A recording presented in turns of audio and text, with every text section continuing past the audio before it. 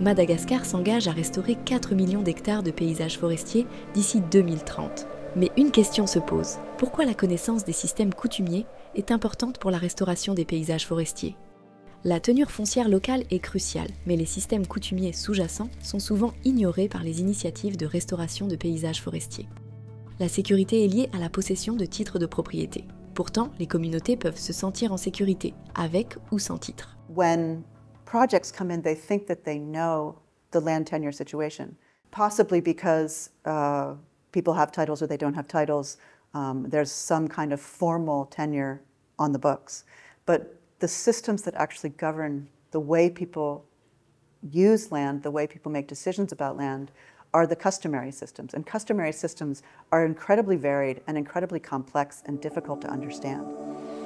L'agroforesterie est une forme de restauration de paysages forestiers. Le VIL est un système agroforestier traditionnel malagasy qui offre un réseau de sécurité permanent pour les communautés locales. Il faut que nous sachions que lorsqu'on parle de restauration des paysages forestiers, nous avons toujours tendance à se référer au reboisement classique, alors que, selon nos expériences sur terrain dans nos centres d'intervention, il y a des initiatives locales déjà adoptées par les communautés. Je peux prendre l'exemple de l'agroforesterie traditionnelle qu'ils appellent communément VIL. Il est essentiel de comprendre ces systèmes existants et de réfléchir à comment les soutenir, plutôt que d'imposer des idées préconçues. La première approche que nous devrions adopter, c'est l'approche dite bottom-up, c'est-à-dire que les initiatives devraient venir de ces mêmes personnes au niveau local, mais pas de nous, promoteurs. Par exemple, si les femmes veulent des arbres fruitiers, on devrait considérer ça au lieu d'imposer quelques formes de restauration. Il faut considérer les pratiques locales déjà adoptées par ces mêmes populations pour renforcer leur participation massive si l'on veut atteindre les objectifs de restauration. L'apprentissage mutuel entre les acteurs de la restauration avec les communautés et les leaders locaux permet d'assurer la poursuite des efforts de restauration sans intervention extérieure mais surtout par autodétermination. Ainsi, CIFOR-ICRAF a adopté la méthode PPA ou Participatory Prospective Analysis. L'analyse prospective participative, c'est une méthode qui permet de se tourner vers le futur afin de pouvoir planifier le présent. Et une des idées maîtresses qui justifie le PPA, c'est l'autodétermination, c'est-à-dire que les gens gagneraient mieux à déterminer le futur vers lequel ils veulent aller et à faire des actions dans ce sens-là. Un autre aspect extrêmement important de l'approche, c'est que quand on fait le PPA, on doit absolument utiliser la langue que parlent les gens.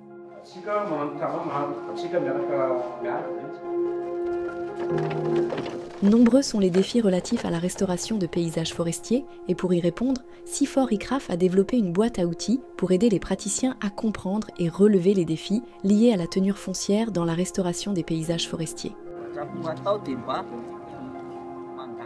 We know that it's too complex for every project manager to go out and fully understand all the details of these kinds of customary tenure and how people want to use the land. We've produced for this project as a tool that finds a way to address what matters for restoration, what matters for local people, but doesn't necessarily get into really explaining the nitty-gritty of every single relationship around tenure because that's kind of overwhelming. So we're producing a tool that will make it easier to address these issues in a simpler way that still allows to take into account local people's needs, how the tenure situation might affect those needs, and then how that specific problem can be addressed so that people have more incentive to adopt either the kinds of trees that they would like.